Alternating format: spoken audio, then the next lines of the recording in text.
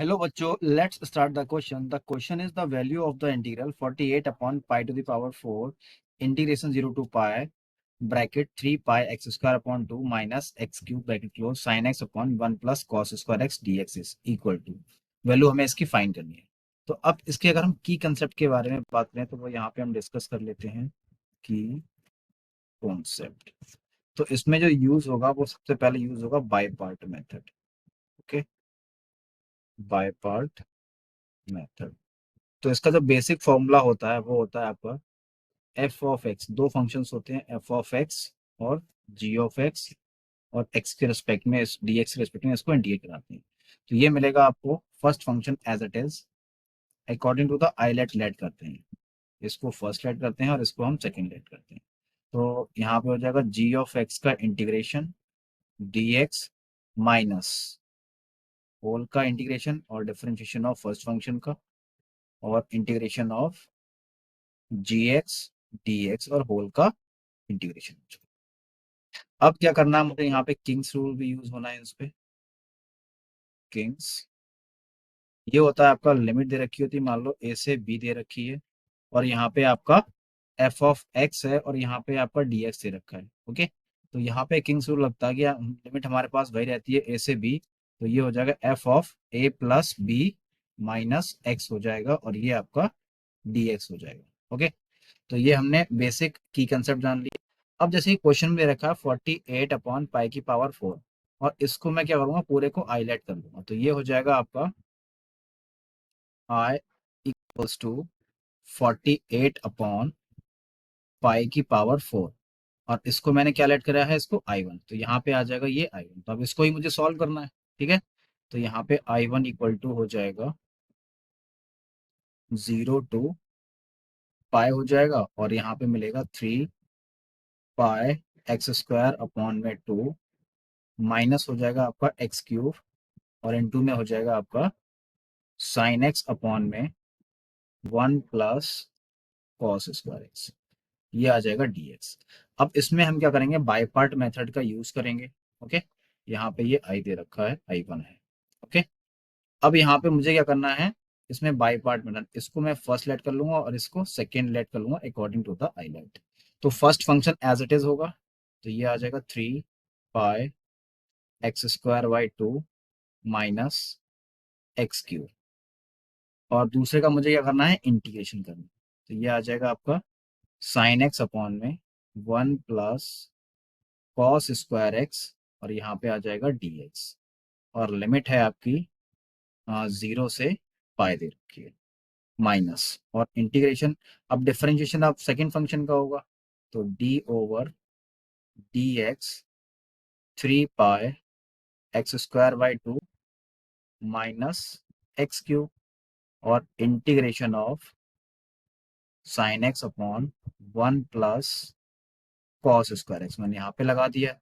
Okay, अब देखो मुझे इंटीग्रेशन पहले इसको अलग से सॉल्व कर लेना है। ठीक है, तो मैं यहाँ पे ही सॉल्व कर ले रहा हूँ अलग से। तो ये आ जाएगा साइन एक्स अपॉन में क्या है, 1 प्लस का कॉस स्क्वायर एक्स दे रखा है। ओके, तो इनटू में क्या है आपका डी एक्स। तो मैं यहाँ पे क्या कर रहा हूँ, जो कॉस एक्स है इसको लेट कर लूँ। ओके, लेट कर लेते हैं। तो हमने इस कंडीशन में क्या करा, कॉस एक्स को हमने टी लेट कर दिया। अब इसको डिफ्रेंशिएट कराया, तो कॉस एक्स का डिफ्रेंशिएशन होता है माइनस का sine x d x equals to होता है आपका डी टी। तो यहां से आपका आ जाएगा sine x d x equals to minus d t हो जाएगा। तो साइन एक्स डी एक्स की प्लेस पे मैं माइनस डी टी रिप्लेस कर दूंगा, और ये हो जाएगा 1 प्लस का टी स्क्वायर हो जाएगा। अगर मैं इसको इंटीग्रेट करता हूं तो मुझे क्या मिलेगा, यहाँ पे ये आ जाएगा आपका माइनस का tan इनवर्स टी आ जाएगा, और साथ में एक कॉन्स्टेंट टर्म आता है। ठीक है, तो अब यहाँ पे जो लिमिट है आपकी 0 से, यहाँ पे लिमिट क्या है आपकी पाई है। तो अब मैं यहाँ पे इसकी सारी वैल्यू प्लेस कर देता हूँ। तो ये मिलेगा आपको 3 पाई एक्स स्क्वायर अपॉन में 2 माइनस एक्स क्यूब, और इनटू में आ जाएगा माइनस tan इनवर्स टी। अब देखो टी की प्लेस पे मैं cos x रिप्लेस कर दूंगा, तो ये आपका cos x आ गया, और इस टोटल की लिमिट क्या हो जाएगी, 0 से आपकी पाई हो जाएगी माइनस, इसको डिफरेंशिएट करा दूंगा इसके अंदर। तो ये आपका 0 से पाई हो जाएगा, तो 3 टू जा क्या हो जाएगा 6, पाई एक्स और अपॉन में 2 माइनस हो जाएगा 3 x² हो जाएगा। और इसको मैंने इंटीग्रेट कराई है तो ये आ जाएगा माइनस का tan इनवर्स cos x आ जाएगा और इनटू में आपका dx हो जाएगा।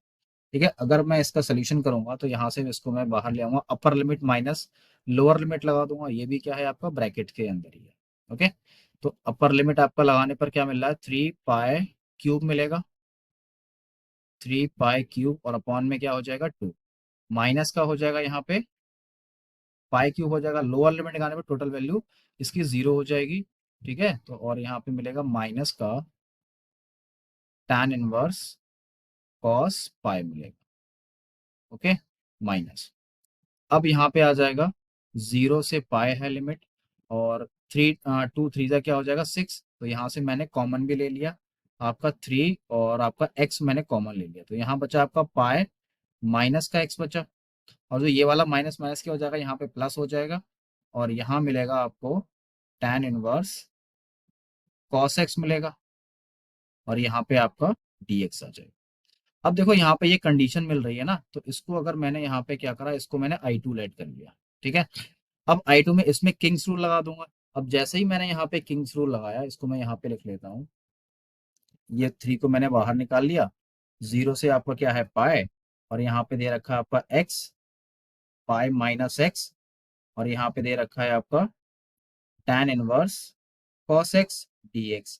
ये आपकी इक्वेशन फर्स्ट है, इसमें मैंने किंग्स रूल लगा दिया, 3 0 से पाई, एक्स का क्या हो जाएगा पाई माइनस एक्स हो जाएगा, और यहाँ पे आपका एक्स मिलेगा, और ये आ जाएगा आपका tan inverse cos pi minus x क्या होता है माइनस का cos x हो जाएगा। ओके, और यहाँ पे आपका dx हो जाएगा। ये इक्वेशन सेकंड आ जाएगी। अब यहाँ से माइनस भी बाहर आ जाएगा, तो ये दोनों वैल्यू को अगर मैं ऐड करूंगा तो यहाँ से इस टोटल की वैल्यू क्या मिल जाएगी, ये वैल्यू आपको 0 हो जाएगी। समझ में आ रहा है, यानी कि किसकी वैल्यू, ये वैल्यू टोटल आपकी 0 हो जाएगी, तो हमारे पास क्या बचेगी, यही वैल्यू बचेगी। ठीक है, तो इसको मैं लिख लेता हूँ यहाँ पे, तो ये आ जाएगा आपका 3/2